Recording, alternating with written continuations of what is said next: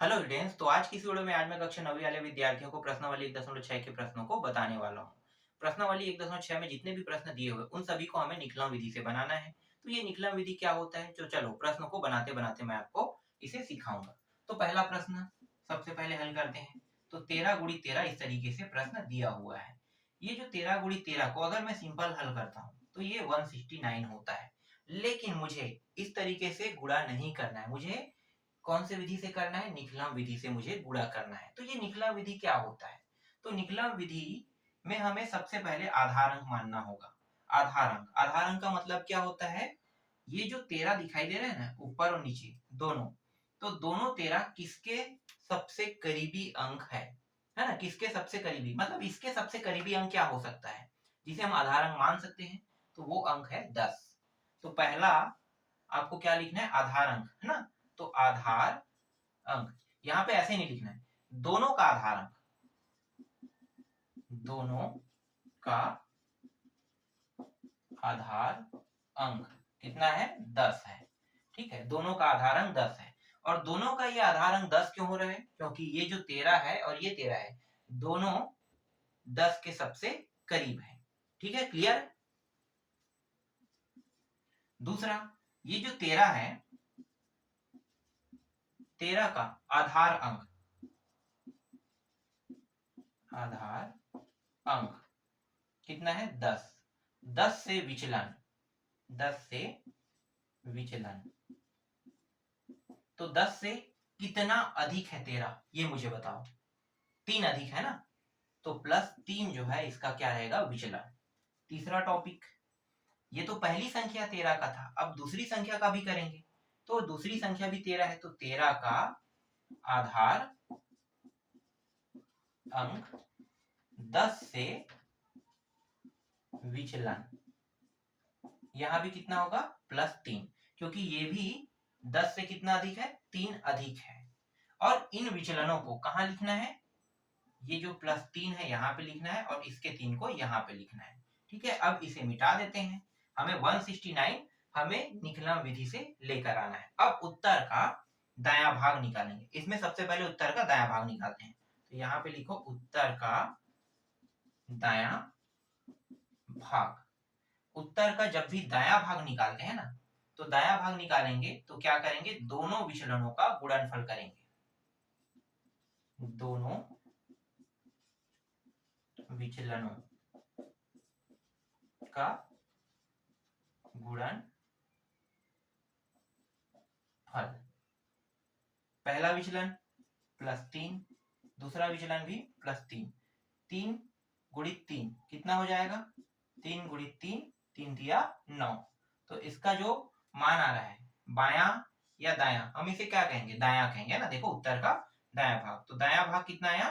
9 आया। क्लियर? अब उत्तर का बायां भाग निकालते हैं। उत्तर का बायां भाग, उत्तर का बायां भाग कैसे निकालोगे? तो देखो, इसे कहते हैं प्रथम संख्या, है ना? प्रथम या फिर पहली संख्या कहो, पहली संख्या। और ये दोनों क्या है? विचलन है। ये दोनों, ये 3 और ये 3 विचलन था। और इसे क्या कहेंगे? दूसरी संख्या, दूसरी संख्या। ये पहली संख्या, ये दूसरी संख्या। तो जब भी हम उत्तर का बायां भाग निकालेंगे ना, तो पहली संख्या के साथ दूसरी संख्या का विचलन लेंगे। अगर दूसरी संख्या को उठा रहे हैं तो पहली संख्या के विचलन को लेंगे। कैसे? ये इसे कुछ इस प्रकार से तिरछा लिया जाता है। ठीक है, पहली संख्या प्लस दूसरी संख्या का विचलन। तो यहाँ पे पहली संख्या प्लस दूसरी संख्या का विचलन। ठीक है, मैं यहाँ पे बस बस लिख रहा हूं, इसका मतलब विचलन। ठीक, अगर मैं यहाँ पे नीचे वाले को लेना चाहता हूं तो मैं नीचे को भी ले सकता हूं। तो नीचे को लूंगा तो यहाँ पे उत्तर के बायां भाग में यहाँ पे दूसरी संख्या प्लस पहली संख्या का विचलन। ठीक है, यहाँ पे बदलाव क्या हो जाएगा? जब मैं पहली ले रहा हूं तो पहली संख्या के साथ दूसरी संख्या का विचलन ले रहा हूं। देख लो, पहली संख्या और दूसरी संख्या का विचलन मान है। और ये दूसरी संख्या, अगर मैं पहली को नहीं लेना चाहता हूं, दूसरी को लेना चाहता हूं, तो मैं लिखूंगा दूसरी संख्या के साथ पहली संख्या का विचलन। ठीक है, तो यहाँ पे मैं अभी पहली संख्या को लिया हूं, तो पहली संख्या कितना है? 13 है। और इसका विचलन कितना है 3 है, कितना हो जाएगा 16। तो यहाँ पे आ गया 16।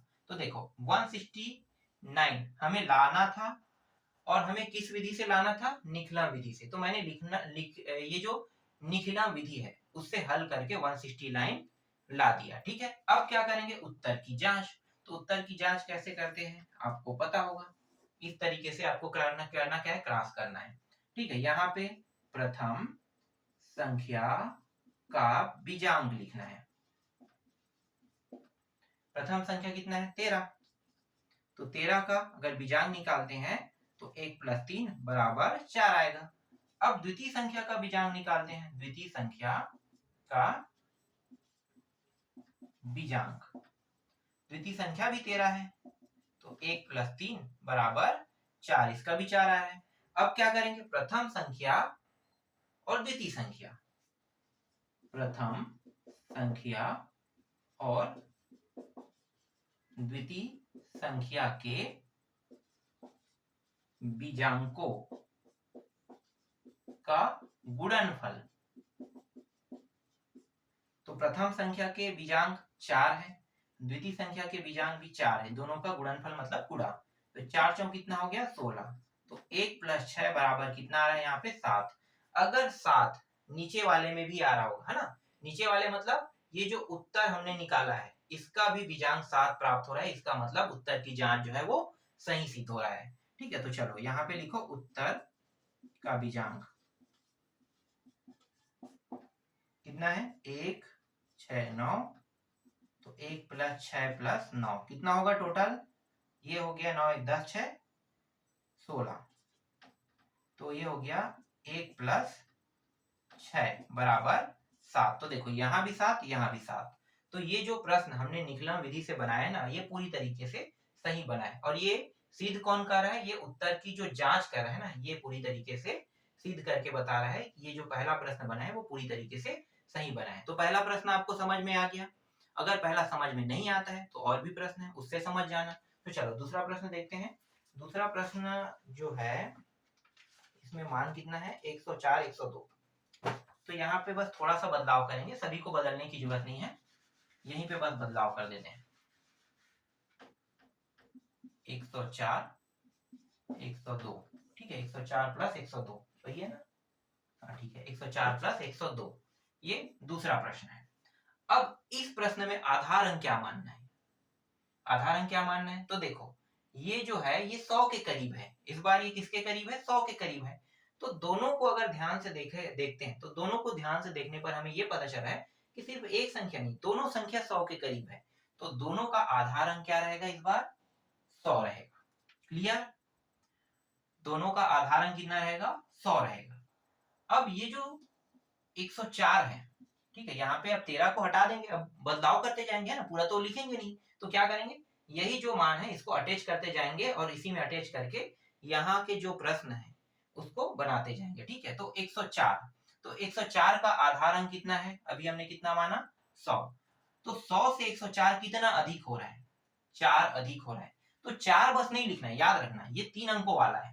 3 अंकों वाले में जो आधार अंक जब भी आप 100 मानते हो, याद रखना 100 मानते हो तो आपको इकाई और दहाई 2 अंकों में मानों को लिखना है। ठीक है, तो इसका जो आधार अंक है वो 100 है और ये 100 से कितना अधिक है 4 अधिक है। तो यहाँ पे क्या लिखोगे +04, ठीक है, +04।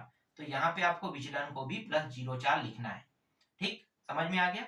अब ये जो 102 है यहाँ भी मिटा देते हैं, तीसरा टॉपिक को 102 लिखते हैं। तो 102 का आधार अंक कितना होगा, इसका भी 100 होगा और इसका जो विचलन है 100 से कितना अधिक है 2 अधिक है ना, तो 100 से 2 अधिक है तो 3 अंकों का है तो 02 लिखना है, तो +02।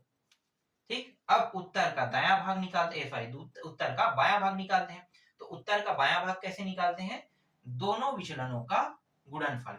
तो दोनों विचलन 04 और 08, तो 04 और 08 का यहाँ पे क्या करेंगे गुणा कर देंगे। तो 04 गुणित 08, दोनों प्लस में है तो प्लस चिन्ह को लिखने की जरूरत नहीं, सीधा गुणा कर दो। तो ये हो जाएगा इस वाली, यहाँ पे 02 है ना, 02 है तो ये आ जाएगा 08 आ जाएगा। तो यहाँ पे हमें एक मान प्राप्त हो गया 08। ठीक है, जो उत्तर का कौन सा भाग है दायां भाग है। अब उत्तर का बायां भाग निकालते हैं। तो उत्तर का बायां भाग निकालने का तरीका क्या है? पहली संख्या के साथ दूसरी संख्या का विचलन को लेना है, या दूसरी संख्या को लोगे तो पहली संख्या के विचलन को लोगे। तो यहाँ पे मैं पहली संख्या को ले रहा हूँ, दूसरी संख्या के विचलन को ले रहा हूँ, जैसे कि यहाँ पे पहले से ही मैंने लिख दिया है ना। तो पहली संख्या क्या है? 104, फिर प्लस 02, दूसरी संख्या के विचलन कितना है? 02, तो 02, दोनों को अगर मैं जोड़ता हूं तो ये कितना हो जाएगा? 106, ये आ गया 106। तो ये जो प्रश्न अभी मैंने बनाया है, ये कौन से विधि से बनाया हूं? ये निकलन विधि से बनाया। तो ये निकलन विधि से ये जो उत्तर है ये मुझे प्राप्त हो गया। ठीक है, तो इस तरीके से निकलन विधि से दूसरा प्रश्न भी बन गया। अब उत्तर की जांच करते हैं। तो उत्तर की जांच करेंगे तो यहाँ पे जितने भी मान है सबको हमें हटाने की जरूरत नहीं है, बस कुछ मानों को हटाना है। तो बस उन्हीं बस को हटा देते हैं। तो प्रथम संख्या का बीजांक, प्रथम संख्या क्या है? 104, तो यहाँ पे लिखो 104। तो 1 प्लस 0 प्लस 4 कितना हो जाएगा? 4 और 1 5, ये 5 आ गया। 102 का करते हैं, 1 प्लस 0 प्लस 2 बराबर कितना आ जाएगा? 2 और 1 3। अब इन दोनों संख्याओं का क्या करेंगे? गुणनफल करेंगे। तो प्रथम संख्या द्वितीय संख्या के बीजांकों का गुणनफल, तो 5 तिया कितना हो गया? 15, 5 गुणित 3 करेंगे तो ये 15 आ जाएगा, और 1 प्लस 5 बराबर 6। अब उत्तर के बीजांक, तो ये 106, 08 को करेंगे तो 1 प्लस 0 प्लस 6 प्लस 0 प्लस 8, तो 8 और 1 9, और 9 और 5 9 और 6 कितना हो जाएगा? 15, 15 हो गया। तो 1 प्लस 5 बराबर 6। देखो यहाँ भी 6, यहाँ भी 6। तो जो हमने दूसरा प्रश्न बनाया है ना, ये पूरी तरीके से सही सिद्ध हो रहा है। और ये सिद्ध कौन कर रहा है? ये जो उत्तर की जांच कर रहे हैं ना, वो सिद्ध कर रहा है। ठीक है, तो इस तरीके से आपका दूसरा प्रश्न भी बन गया। चलो अब अगला प्रश्न देखते हैं। दूसरा के बाद तीसरा छोड़ देते हैं, तीसरा सरल है। चौथा पे आते हैं। सीधा सेम टू सेम है, ऐसा ही रहेगा। तीसरा तो छोड़ देते हैं, थोड़ा सा अलग रहे ना तब मजा आता है प्रश्न बनाने में। तो अब इस बार चौथा प्रश्न देखने वाले हैं। चौथा प्रश्न जो है वो है 98 और 94। 98 क्या? 98 और 94 है। इसमें 98 दिया हुआ है और इसमें 94 दिया है। चलो अब इसको हल करते हैं। तो देखो ये जो 98 है और 94 है, ठीक है, ये भी 100 के करीब है कि नहीं ये मुझे बताओ। है ना 100 के करीब, तो इसका भी आधारांक क्या रहेगा? दोनों का आधारांक 100 ही रहेगा। क्या रहेगा? 100 रहेगा। ठीक, दोनों का आधारांक 100 आ गया। अब 98 यहाँ पे लिखेंगे। 98 का आधारांक कितना है? 100 है।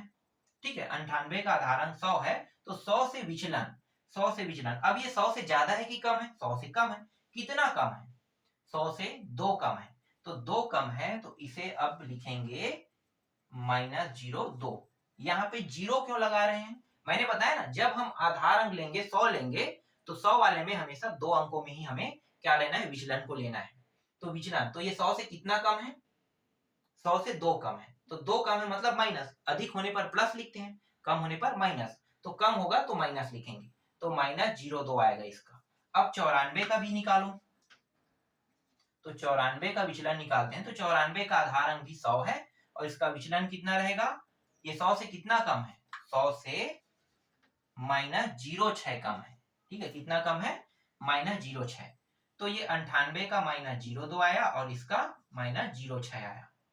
अब क्या करेंगे? इन दोनों विचलनों का गुणनफल। तो उत्तर का जब भी दायां भाग निकालते हैं ना, तो दायां भाग में दोनों विचलनों का क्या करते हैं? गुणनफल करते हैं। तो 02 और 06, तो 02 और यहाँ पे 06, और दोनों मान किसमें है? माइनस में। तो यहाँ पे इस तरीके से कोष्टक में करके लिख लेते हैं। ठीक है, ये माइनस में इस तरीके से। अब माइनस और माइनस गुणा होके क्या होता है? प्लस होता है ना, तो प्लस हो गया दोनों। अब प्लस होने के बाद 6 दूनी कितना हो गया? 12। तो यहाँ पे ये जो मान है ये 12 मुझे प्राप्त हुआ, जो किसमें प्राप्त हो रहा है? प्लस में। ठीक है, तो प्लस में 12 यहाँ पे आ गया। अगर आप यहीं पे गुणा करना चाहो तो यहीं पे कर सकते हो, जैसे उत्तर का दायां भाग लिखते हो ना, तो यहाँ पे मैं लिख के बता रहा हूँ। ठीक है, अगर मैं लिख के नहीं बताता हूँ तो मैं इन्हीं दोनों को डायरेक्ट गुणा कर दूंगा। 6 दूनी 12, यहाँ पे आ गया 12, माइनस में प्लस हो गया, तो ऐसे भी कर सकते हैं। ठीक है, तो ये 12 हमें प्राप्त हो गया। ये कौन सा है? उत्तर का दायां भाग। अब उत्तर का बायां भाग निकालते हैं। तो पहली संख्या के साथ दूसरी संख्या के विचलन को लेंगे, या फिर दूसरी संख्या के साथ पहली संख्या के विचलन को लेंगे। हर बार मैं अभी आपको बोल के बता रहा हूं कि मैं अभी सिर्फ पहली संख्या और दूसरी संख्या के विचलन को ले रहा हूं। अगर मैं बदलना चाहूं तो यहाँ पे पहली को दूसरी करूंगा, ठीक है, दूसरी संख्या कर दूंगा और यहाँ पे जो दूसरी लिखा है उसको पहली कर दूंगा, तो पहली संख्या का विचलन हो जाएगा। तो ये चीज आपको समझ में आना चाहिए कि चाहे तो हम ऊपर के इन दोनों को ले सकते हैं, ठीक है, देखो इन दोनों को ले सकते हैं, या फिर इनको नहीं लेना चाहते तो इन दोनों को भी ले सकते हैं। ये चीज आपको अच्छे से समझना होगा, ठीक है। तो यहाँ पे मैं क्या कर रहा हूँ, पहली संख्या के साथ दूसरी संख्या के विचलन को ले रहा हूँ। तो पहली संख्या 98 है और दूसरी संख्या क्या है, -06, तो घटाएंगे कितना आ जाएगा, 92 आ जाएगा। तो यहाँ पे आ गया 92, ठीक है, ये इसके प्रश्न का उत्तर है। अब उत्तर की जांच कैसे करना है ये तो आपको पता चल गया होगा, बस इसी विधि से आपको सारे प्रश्नों के उत्तर की जांच करना है। अब मैं उत्तर की जांच नहीं बताऊंगा, सिर्फ प्रश्नों को बताते चलूंगा। तो ये प्रश्न भी चौथा भी बन गया। अब अगला प्रश्न देखते हैं, अगर थोड़ा सा कठिन वाला रहेगा तो वो भी प्रश्न मैं बताऊंगा आपको। तो जितने भी कठिन प्रश्न हो सकते हैं या आपको लगता है कि ये कठिन है, उन्हीं प्रश्नों को बस अब देखने वाले हैं। तो इस बार मैं आपको प्रश्न क्रमांक 6 बताने वाला हूं, ठीक है, 6। 3 तक के प्रश्नों को अगर आप लोगों ने अच्छे से समझ गए ना, 3 तक के प्रश्न जो मैंने बताया, अभी तक तो मैंने 3 ही प्रश्न बताया ना, तो तीनों प्रश्नों को अगर आप समझ गए होंगे तो आसानी से ये जो निखलन विधि है उनके सभी प्रश्नों को बना लोगे। अब ये जो है ये थोड़ा सा अलग है, तो इसको भी मैं बता देता हूँ ये वाला प्रश्न कैसे बनेगा, ठीक है। तो ये जो छठवां प्रश्न है इसमें 96 और 107 दिया हुआ है, 96 और 107। अब इसको हल करते हैं, ये दोनों भी 100 के करीब है, तो दोनों का आधार अंक कितना रहेगा, 100 रहेगा, ठीक है, दोनों का आधार अंक 100। अब ये जो 96 है ये आधार अंक 100 से कितना कम है ये मुझे बताओ, कितना कम है, -04। तो यहाँ पे क्या करेंगे, यहाँ पे बदल देंगे इसे -04 में। अब ये जो 107 है ये 100 से कितना अधिक है, कितना अधिक है, तो प्लस में आ रहा है ना, प्लस में 07 आ रहा है, ठीक है, प्लस में 07 मतलब यहाँ पे 07। अब दोनों का क्या करेंगे, इन्हीं दोनों का गुणनफल करते हैं। तो उत्तर का जब भी दायां भाग निकालते हैं तो दोनों का गुणनफल करते हैं, तो दोनों का गुणनफल कर देते हैं। तो देखो एक माइनस में है 04 और एक प्लस में है 07, तो 7 चौक कितना हो गया, 28। लेकिन ये माइनस में ये प्लस है, माइनस प्लस गुणा होके क्या होगा, माइनस ही होता है, ठीक है, तो -28। तो यहाँ पे जो उत्तर का दायां भाग आया है 28, वो मैं यहाँ पे लिखूं या ना लिखूं, यही तो मेन टॉपिक है ना। ये जो प्रश्न है ये कंफ्यूजन पैदा करने वाला है, क्योंकि एक मान क्या है, 100 से कम है और एक मान 100 से अधिक है। अगर ऐसा प्रश्न आपको देखने को मिलता है कि एक मान 100 से कम और 100 से एक अधिक, तब आपको यहाँ पे नियम पूरी तरीके से चेंज कर देना है, ठीक है। चेंज क्या करना है, चलो मैं भी आपको बताता हूँ। अब ये जो -28 आया ना, मुझे कुछ नहीं करना है, बस ये -28 को जैसा वैसा रहने देना है, क्योंकि ये उत्तर का दायां भाग बिल्कुल ही नहीं है, बिल्कुल ही नहीं है, ठीक है, ये उत्तर का दायां भाग नहीं है। अब आगे क्या करेंगे, अब उत्तर का बायां भाग निकालेंगे। तो उत्तर का बायां भाग कैसे निकालते हैं, तो ये आपको पता है, पहली संख्या के साथ दूसरी संख्या का विचलन या फिर दूसरी संख्या के साथ पहली संख्या का विचलन। तो यहाँ पे मैं पहली संख्या को ले लेता हूँ 96 के साथ जोड़ देंगे, देखो पहली संख्या के साथ 07 को जोड़ेंगे या दूसरी संख्या को लेंगे तो पहली संख्या को घटा देंगे, है ना। तो यहाँ पे 96 और 07 को ले रहे हैं, तो 07 क्या होगा, यहाँ पे ये प्लस में है मतलब ये जुड़ेगा, तो कितना हो जाएगा, 96 में 7 जोड़ोगे तो 103 आएगा, तो ये आ गया 103, ठीक है, ये 103 हमें प्राप्त हो गया, ठीक। 103 जो आया है,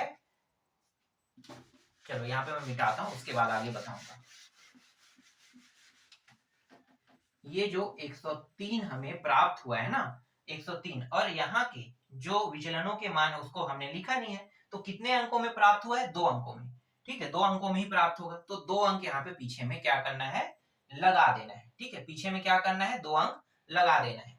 और ये जो 28 आया है इसको आप घटाएंगे, इसको घटा देते हैं, तो घटाओ, तो ये हो गया 2, ये हो जाएगा 7। देखो ये 10 हो रहा है, 10 में 8 घटाओ कितना बचे, कितना आएगा, 2 आएगा।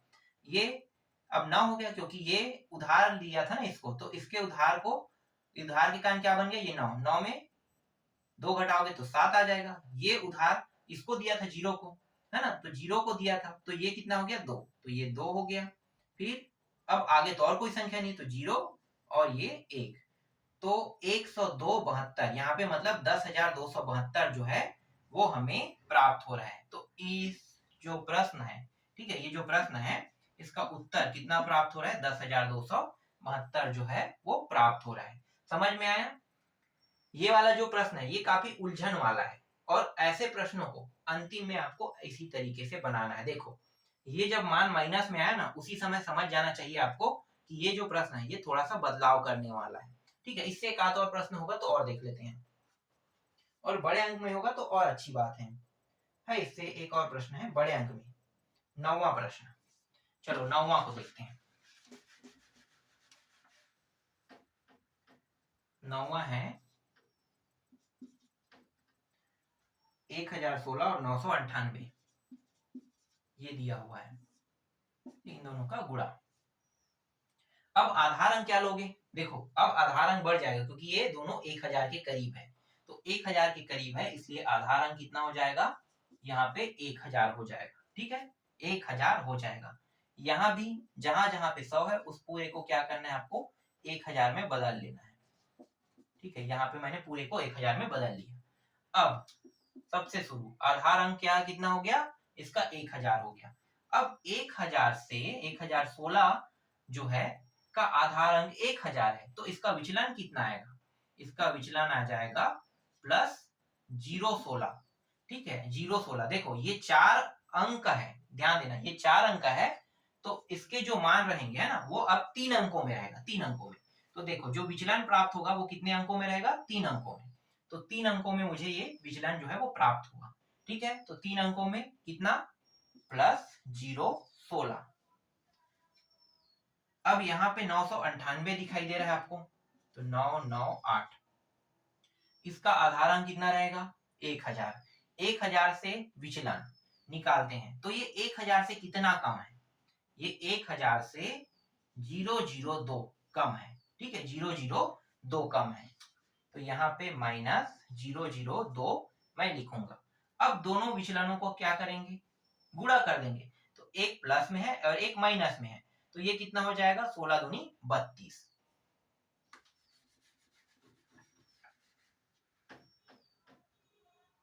तो 0 1 6 गुणित एक प्लस में था और एक माइनस में, 002, तो ये हो गया 16 दूनी 32, तो माइनस 032 इस तरीके से लिखेंगे।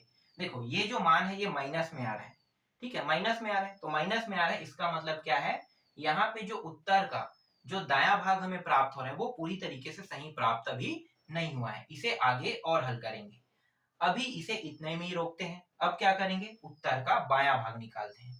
तो उत्तर का बायां भाग कैसे निकालते हैं, प्रथम संख्या के साथ दूसरे संख्या का विचलन या फिर दूसरे संख्या के साथ पहले संख्या के विचलन को लेंगे।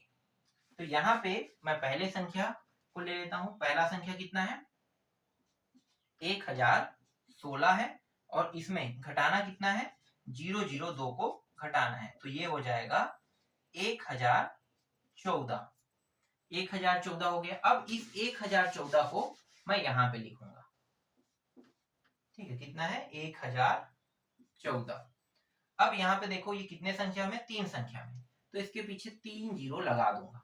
ठीक है, ये जो विचलन है ये 3 संख्या में है, मतलब 3 अंकों में इसका जो मान है वो मुझे प्राप्त होने वाला था, तो 3 अंकों में तो 3 जीरो मैं लगा दूंगा। अब इन 3 जीरो को लगाने के बाद इस -32 को क्या करूंगा, घटा दूंगा, 0 -32 को, तो ये हो जाएगा 8 हो जाएगा। ठीक है, ये हो गया 9, 9 में 3 जाएगा तो 6 आएगा, फिर ये 9 और 0, तो 9 0 मतलब 9, फिर ये हो जाएगा कितना, इसमें उधार दिए थे ना, तो ये 3 हो गया, फिर 1 0 1, यही क्या है, इसके प्रश्न का उत्तर है। तो इस तरीके से निकलन विधि का जो 9वां प्रश्न है उसको भी मैंने बना के आपको बता दिया। अब इसमें जितने भी बचे हुए प्रश्न हैं उनको मैंने जैसा बताया वैसे ही आपको क्या करना है, बना के देखना है। ये प्रश्न बहुत ही आसान है, बहुत ही सरल है। जो भी डाउटेड प्रश्न थे वो सारे प्रश्नों का सॉल्यूशन मैंने आपको दे दिया है। मुझे अब ऐसा बिल्कुल भी नहीं लगता है कि एक भी प्रश्न बचा होगा जो आप लोगों के लिए डाउटफुल रहेगा, है ना? तो इस तरीके से ये प्रश्नावली 1.6 को मैं कंप्लीट समझता हूँ।